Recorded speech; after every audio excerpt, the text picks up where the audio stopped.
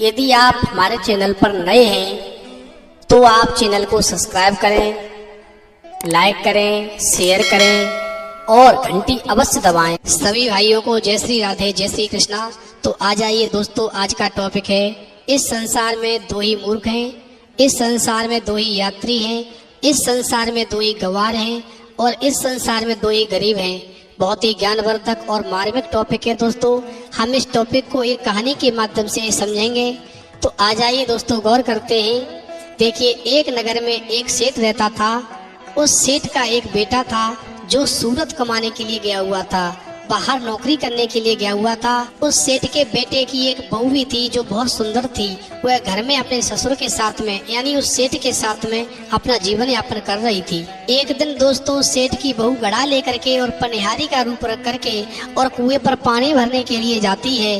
तो वह जब कुएं के पास पहुंचती है तो उसने उस कुएं से अपनी गागर को भर लिया है और भरने के बाद में दोस्तों उस कुएं के पास रख लिया। दोस्तों, वह पनिहारी जल लेकर के अपने घर के लिए चलने ही वाली थी। तब तक क्या देखती है कि उस कुएं पर एक व्यक्ति आ जाता है। वह हाथ जोड़ करके उस पनिहारी से कहने लगा, मुझे बहुत ही जोर की प्यास लगी है, आप मुझे पानी पिला दें तो मेरा मन शांत हो जाएगा। पनिहारी ने दोस्तों उस व्यक्ति से कहा, पहले तुम ये बताओ कि तुम हो कौन। दोस्तों, वह व्यक्ति कहने लगा कि मैं यात्री हूँ। पनिहारी ने कहा कि इस संसार में यात्री तो केवल दो ही हैं, फिर तुम तीसरे यात्री कहाँ से आ गए।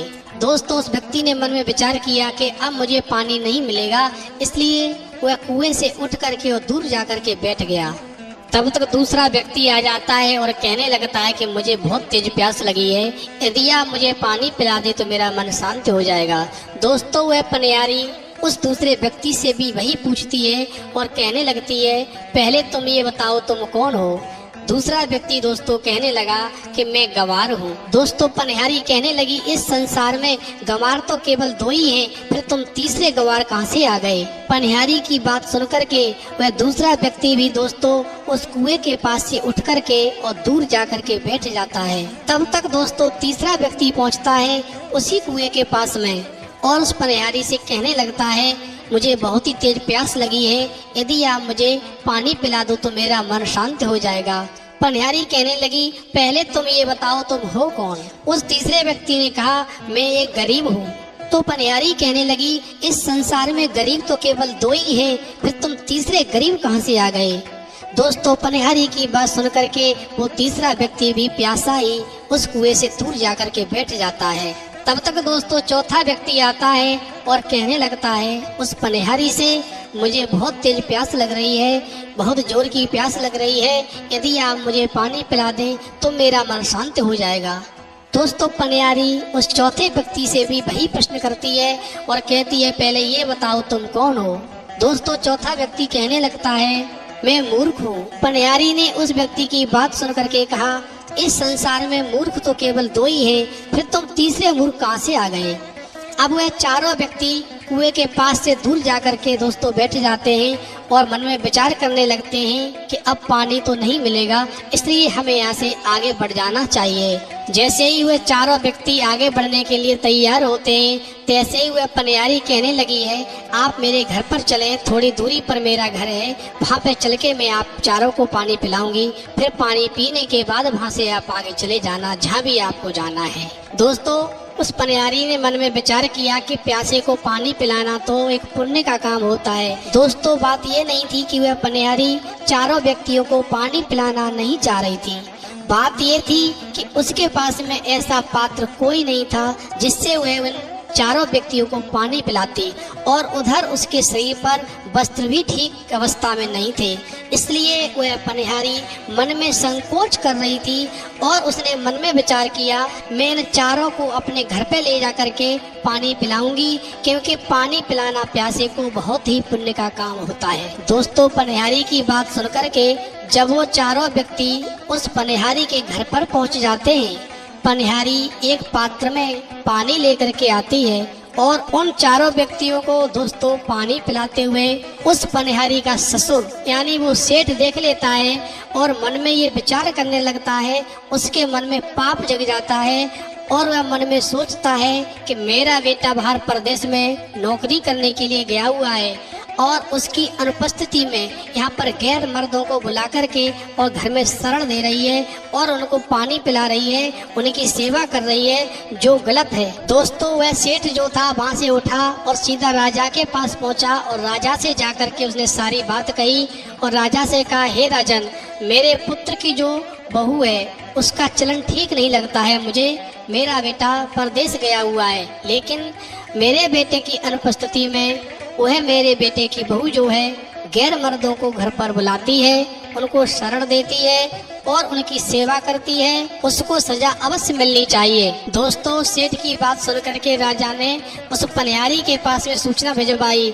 वह तुरंत ही आकर के राजा के सामने पेश हो। जब ये सूचना उस पनिहारी के पास पहुंची है कि उसे राजा ने बुलाया है, तो उस पनिहारी ने भी राजा के लिए एक सूचना भिजवाई और कहा, उस राजा से ये पूछ करके आओ, राजा ने मुझे किस रूप में बुलाया है, बेटी के रूप में बुलाया है या बहू के रूप में बुलाया है या अन्य किसी और रूप में मुझे बुलाया है। दोस्तों, राजा को जब ये सूचना वापस दी गई तो राजा ने पालकी भेजी और कहा, इस पालकी में बिठा करके उसे लेकर के आओ, उसे यहाँ पर एक बहू के रूप में बुलाया गया है। जब दोस्तों वो पनिहारी उस पालकी में बैठ करके राजा के दरबार में आई और राजा के सामने जब पेश होती है वह पनिहारी, तो राजा उस पनिहारी को देख करके कहने लगा, तुम एक बात बताओ, जब तुम्हारा पति घर पर नहीं है फिर तुम गैर मर्दों को अपने घर में क्यों बुलाती हो और क्यों उनकी सेवा करती हो, तुम्हें सजा मिलेगी। राजा की बात सुनकर के वह पनिहारी कहने लगी, हे राजन,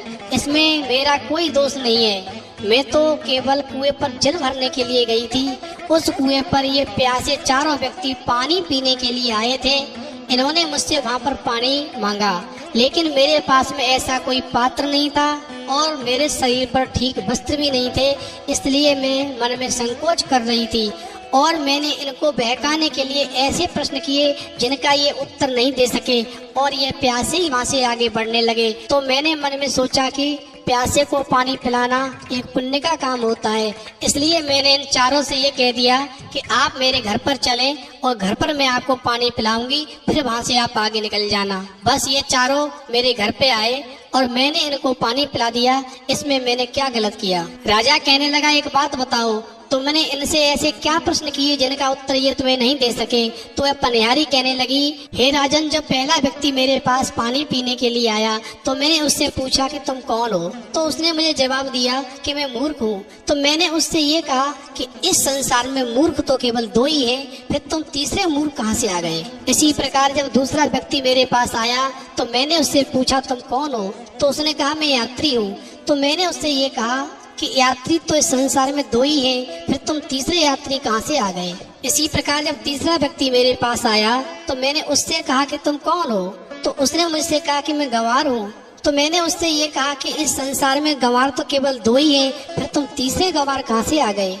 इसी प्रकार हे राजन, चौथा व्यक्ति जब मेरे पास आया तो मैंने उससे भी यही पूछा कि तुम कौन हो, तो उसने मुझसे कहा कि मैं गरीब हूँ। तो मैंने उससे कहा कि इस संसार में गरीब तो केवल दो ही हैं, फिर तुम तीसरे गरीब कहाँ से आ गए। और ये मेरे प्रश्नों का उत्तर नहीं दे सके और वहाँ से ये प्यासे ही आगे जाने लगे। इसलिए मैं इनको घर पे लेकर के आई और मैंने इनको पानी पिलाया, क्योंकि वहाँ पर मेरे पास में ऐसा कोई पात्र नहीं था राजन जिससे मैं इनको पानी पिला सकती थी और मेरे शरीर पर ठीक वस्त्र भी नहीं थे, इसलिए मैं मन में संकोच भी कर रही थी। पनिहारी की बात सुनकर के राजा एकदम से भौचक्का रह गया, क्योंकि उसकी समझ में भी इन प्रश्नों के उत्तर नहीं आ रहे थे। तो राजा कहने लगा, अब पनिहारी, इन प्रश्नों के उत्तर तुम ही बताओ। तो पनिहारी कहने लगी, राजन, मुझे आपने माफ कर दिया। यदि आप मुझे माफ करने की कह रहे हो, या आप ये कह दो कि आपने मुझे माफ कर दिया, तो फिर मैं आपको उत्तर बताने के लिए तैयार हूँ। राजा कहने लगा, ठीक है, मैंने तुम्हें माफ कर दिया, आप मुझे उत्तर बताओ। राजा की बात से सहमत होकर के वह पनिहारी कहने लगी, हे राजन, इस संसार में यात्री तो केवल दो ही है, सूर्य और चंद्रमा, और इस संसार में गंवार भी दो ही हैं, भोजन और पानी, जो कि बिना किसी कारण पीछे पीछे घूमते रहते हैं। इस संसार में गरीब भी केवल दो ही हैं, बहू और गाय। इन तीन प्रश्नों का उत्तर तो दे दिया और जब चौथे का नंबर आया तो वो पनिहारी दोस्तों शांत हो गई। राजा ने उस पनिहारी से कहा कि चौथे प्रश्न का भी उत्तर बताओ, तुम शांत क्यों हो गई। तो वह पनिहारी कहने लगी, यदि महाराज आप मुझसे नाराज न हो तो मैं आपको चौथे प्रश्न का उत्तर बताने के लिए तैयार हूँ। राजा कहने लगा, ठीक है, मैं तुमसे नाराज नहीं हूँगा, तुम चौथे प्रश्न का भी मुझे उत्तर बताओ। वह पनिहारी राजा की बात से सहमत होकर के कहने लगी, हे राजन, इस संसार में मूर्ख भी केवल दो ही हैं। पहले मूर्ख मेरे ससुर हैं, जिन्होंने मुझसे कुछ भी नहीं पूछा और मेरे चरित्र पर सीधा धब्बा लगा करके आपसे इन्होंने शिकायत की। इन्होंने अपने कुल की लोक लाज को तार तार कर दिया। दूसरे मूर्ख राजा हैं, जिन्होंने बिना कुछ जाने मेरे बारे में और इस सभा के बीच में मुझे जबरदस्ती बुला करके यहाँ पेश करवा दिया। पहले तो पनिहारी की बात सुन करके उस राजा को बहुत क्रोध आया। फिर जब उसने ध्यान से सोचा तो उसने मन में विचार किया, वास्तव में ये पनिहारी बात तो सही कह रही है। बिना किसी के बारे में जाने दरबार में किसी को सबके सामने इस प्रकार से बेइज्जत करना ठीक नहीं होता है। उस राजा ने अपनी गलती का पश्चाताप किया और दोस्तों उस पनिहारी का सम्मान किया। दोस्तों, इस कहानी से हमें ये शिक्षा मिलती है कि यदि कोई भी प्यासा व्यक्ति कहीं पर भी हमें मिल जाए तो हम उसे पानी अवश्य पिलाएं, और जब तक हम किसी के बारे में ठीक से नहीं जानते हैं तब तक उसके ऊपर कीचड़ उछलना ठीक नहीं होता है। हम किसी के साथ अच्छा नहीं कर सकें तो किसी के साथ हमें बुरा भी नहीं सोचना चाहिए। इस वीडियो में इतना ही, फिर मिलेंगे एक नई वीडियो में नए टॉपिक के साथ। तब तक के लिए जय श्री राधे, जय श्री कृष्ण।